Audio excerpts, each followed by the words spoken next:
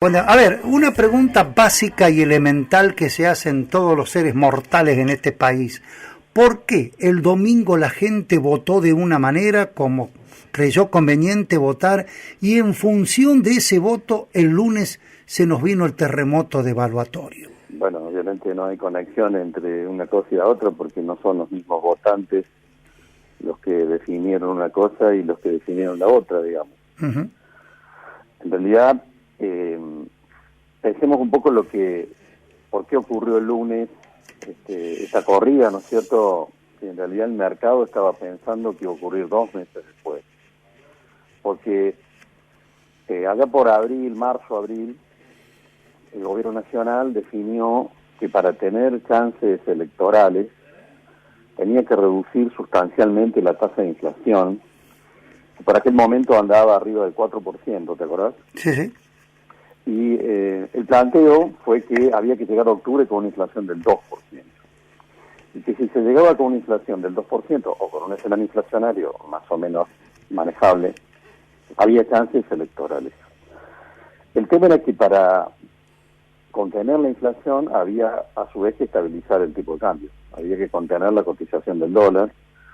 Esto hizo que el gobierno renegociara con el Fondo Monetario Internacional, hasta por abril, consiguiera del Fondo Monetario Nacional la autorización para poner en el mercado dólares todos los días, 60 millones, y para poder disponer de parte de las reservas en caso de ser necesario. Y también que había que sostener tasas de interés en pesos muy altas. Bueno, una batería de herramientas que se fueron utilizando desde abril en adelante, yo diría con bastante efectividad, y se logró contener la cotización del dólar, y con eso la tasa de inflación efectivamente empezó a bajar, tanto que en julio dio 2,2%. Uh-huh. Ya se situaba en esa hoja de ruta. El objetivo, por supuesto, es llegar a octubre, con ese escenario de estabilidad, y no digamos con las variables atadas con alambre, pero en realidad, por supuesto, en un contexto donde la mayor parte de los analistas económicos y los operadores del mercado decían, bueno, después esto dura hasta octubre, y después de octubre obviamente esto tiene que modificarse. La mayor parte de los segmentos empresarios, pensemos Unión Industrial Argentina, CAME, APIME, todas le venían reclamando al gobierno argentino una baja de las tasas de interés, porque con estas tasas de interés obviamente es imposible que funcione el sistema productivo de una manera eficiente. De tal manera que la lectura era, después de octubre, sí o sí, el gobierno tiene que bajar las tasas de interés. Y cuando bajen las tasas de interés, el dólar obviamente tiene que subir.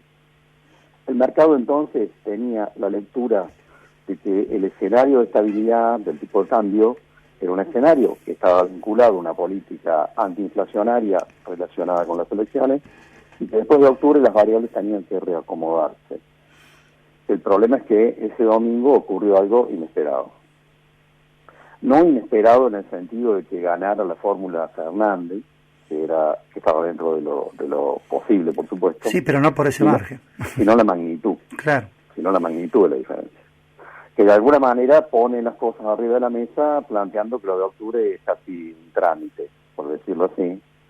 Yo me lo imaginaba, te digo, el presidente del Banco Central, el lunes a la noche, mirando las pantallas, diciendo, ¿y ahora qué hago mañana? ¿Qué sentido tiene seguir con esto hasta octubre si te perdimos? El mercado lo entendió así, por supuesto, el lunes, y entonces el día lunes nos encontramos con un mercado reaccionando como todos suponíamos que iba a ocurrir después de octubre. O sea, Carlos, el mercado retrotrajo al 12 lo que iba a pasar el 28 de octubre. Exactamente. Retrotrajo al 12 de agosto, lo que iba a pasar el 28 de octubre. Exacto. Ahora, ahí el Banco Central ese lunes hizo lo que el Fondo Monetario había exigido que ocurriera, porque si te acordás, el año pasado, cuando se produce aquella corrida que lleva el dólar de 20 pesos a 44, ¿te acordás? Uh-huh. En realidad, el presidente del Banco Central se llama Luis Caputo, y Caputo sale a vender dólares en el inicio de la corrida, con lo cual sale a vender miles de dólares baratos. El Fondo Monetario a la semana le pidió a Macri que lo echara, porque en realidad al salir a vender dólares baratos para frenar la corrida, lo que hizo fue incentivar la demanda, porque la demanda sintió que le estaban vendiendo dólares baratos. Claro. Entonces vendió miles de millones de dólares de las reservas que el Banco Central le había dado al gobierno argentino para pagar los bonos de la deuda. Entonces a Caputo lo echaron. Ujú. ¿Qué hizo Sanderlis el lunes pasado? Lo que el Fondo Monetario había dicho que había que hacer. De hecho, al presidente del Banco Central lo puso el Fondo Monetario. Entonces, ¿qué hizo? Bueno, dejó que el dólar se fuera para arriba y llega un momento, por supuesto, en que el dólar adquiere un valor que ya los operadores fuertes del mercado se dan cuenta que no tiene más sentido seguir comprando, el mercado se empieza a descomprimir solo y entonces el Banco Central interviene ¿cuándo? Ahí. Entonces estabiliza, no vendiendo miles de millones, sino vendiendo algunos cientos de millones. Si vos mirás el dólar de octubre del año pasado, valía 44 pesos. Era un dólar altísimo, mirado en términos históricos, en valores reales. Si vos el dólar de 44 pesos de octubre del año pasado lo ajustabas por inflación, a la semana pasada te daba 56. O sea que 56 era ya un dólar alto. De tal manera que cuando el mercado vio la semana pasada que el dólar llegaba a 63 pesos, cuando en realidad lo lógico era que estuviera dando vuelta en torno a los 56, 57, los operadores grandes del mercado dijeron, bueno, listo, ya está. Dejaron de comprar, o algunos incluso, más rápido, salieron a vender. El chiquitaje siguió comprando, porque obviamente nunca sabe muy bien lo que está pasando, pero en realidad los operadores grandes salieron del sistema o se dieron vuelta. Y en ese momento el Banco Central salió al mercado a ordenar la situación, poniendo dólares, y hoy vemos una cotización estabilizada en ese rango, ¿no es cierto? Así que ahí tenemos efectivamente cómo el mercado funcionó y cómo se hizo lo que el Fondo Monetario había reclamado que se hiciera. Más allá de este rumor que da vuelta, de que el presidente salió de una orden al Banco Central, no hace falta que haya ocurrido eso para que el Banco Central actuara de esa manera, porque al hacerlo estaba actuando como el Fondo Monetario había dicho que había que hacer. Carlos, y entonces los oyentes se están preguntando, ¿y esto cómo sigue? Si en octubre ganase la fórmula Fernández-Fernández, ¿qué podría llegar a pasar? ¿Otro golpe de mercado? Los mercados ya se estabilizaron, saben que puede ganar Fernández, pero ¿qué pasa si ganase Macri? ¿No? Es decir, no te voy a pedir tampoco adivinación, ¿no? Yo sé que tenés muchos dotes, pero no de adivino. Pero... Sí, no, los mercados ya dan por sentado que el resultado está liquidado, digamos. Y están actuando ya en consecuencia. Y vos fíjate que cuando lo escuchás a Hernán Lacunza o lo escuchás a Sanderlis, cuando hablaron, ¿te acordás? Esta semana, comienzo de la semana, hicieron declaraciones. Quedó muy claro que lo que están haciendo ya es administrar la transición hasta la entrega del gobierno el 10 de diciembre. Es decir, el gobierno vos seguís viendo gente que habla de las elecciones de octubre, pero vos escuchabas a los dos funcionarios que hablaron, ministro de Hacienda y presidente del Banco Central, y estaban hablando claramente de otra cosa, ¿no? Ellos ya están trabajando para que esto sea una transición ordenada hasta la entrega del gobierno el 10 de diciembre. En la política que vos estás viendo que está desarrollando el Banco Central, ya no está en juego ninguna cuestión electoral. ¿Y para qué hizo esto Macri de sacarle el IVA a los alimentos, que generó todo un mambo ahí? Bueno, vos fíjate esto, yo lo escuché 2 semanas antes, ese paquete, ¿no es cierto?, de quitar el IVA, de aumentar el mínimo disponible de ganancias, de un bono para los trajes estatales de 5.000 pesos, etcétera. Yo se lo escuché a Pichetto en Córdoba, 10 días antes de la elección, diciendo que había que hacer eso. O sea, ese paquete de medidas en gran medida estaba elaborado antes. ¿Cuál es mi impresión al respecto? El gobierno pensaba que iba a perder, pero pensaba que iba a perder por 4 o 5 puntos. Claro, le clavaban después entonces, el paquete. Y que entonces iba a haber un paquete de medidas después para recomponer la situación y recuperar parte de los votos, con lo cual llegar a octubre en un escenario más o menos de equiparación. Mi impresión es que el paquete se lanza después, por supuesto, que estaba ya preparado, más o menos preparado, se lanza ya no con el objetivo de pelear la elección de octubre, sino que ahora es un plan de medidas que se lanza para de alguna manera asegurar una transición ordenada hacia diciembre.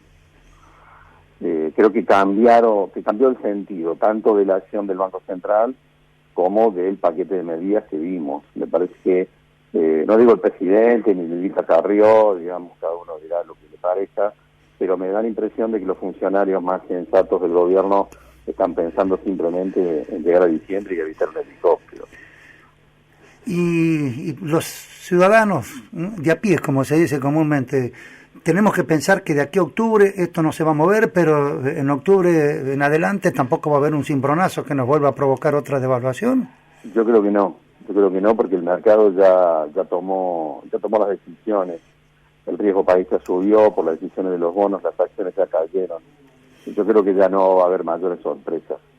En cuanto al dólar, en realidad, lo que el presidente del Banco Central y el ministro expresaron tiene su lógica. El planteo es, bueno, ¿qué hacemos con el dólar de acá en adelante? Y lo vamos a mantener en términos reales, no en términos nominales. Este dólar ya está en el valor adecuado. Fíjate vos que el mismo Alberto Fernández salió a decir eso, ¿verdad? Sí, cuando varía ese sentido. Alberto Fernández salió a decir, bueno, un dólar de 60 está bueno, porque hay que tener un dólar alto, etcétera. Y este es un dólar alto, efectivamente, digamos. O sea que está dentro de la banda que había arreglado, perdón Carlos, está dentro de la banda que había arreglado Duhovne con el banco, con el Fondo Monetario, 55 era el techo, 56. Bueno, lo que pasa es que eso suponía hasta octubre la situación de estabilidad, digamos. En ese plano, la lectura ¿cuál es?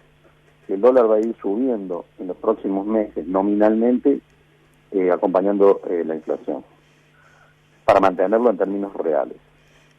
Entonces, no es que se va a quedar clavado ahí, sino que va a ir subiendo en función de la inflación. Una inflación que, por supuesto, en agosto y septiembre va a estar por arriba del 4%, sin duda, por todo el reacomodamiento de precios. O sea, veníamos con una inflación que a julio llegó al 2,2%, y lo que tenemos ahora, por 2 o 3 meses, es un salto de valor de la inflación. Por lo tanto, el dólar tiene que ir subiendo, según lo que dijo el presidente del Banco Central, en esa proporción, digamos, en esa proporción. Y yo creo que es posible que lo consigan, si es que no hay, digamos, una reacción de la sociedad complicada en algún punto, digamos, a que el gobierno, en realidad, yo digo, está preso de su propio discurso. Está preso de su propio discurso.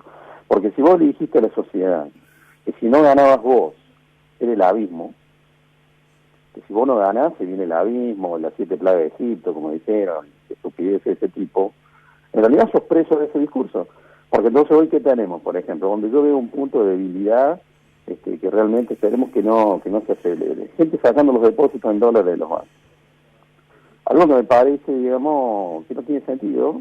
Ahora, si todo el mundo sale a buscar la plata de los bancos, obviamente que se genera un problema. Acá o en Suiza. Va a ser la profecía autocumplida. Bueno. Exacto. Esperemos que eso no ocurra.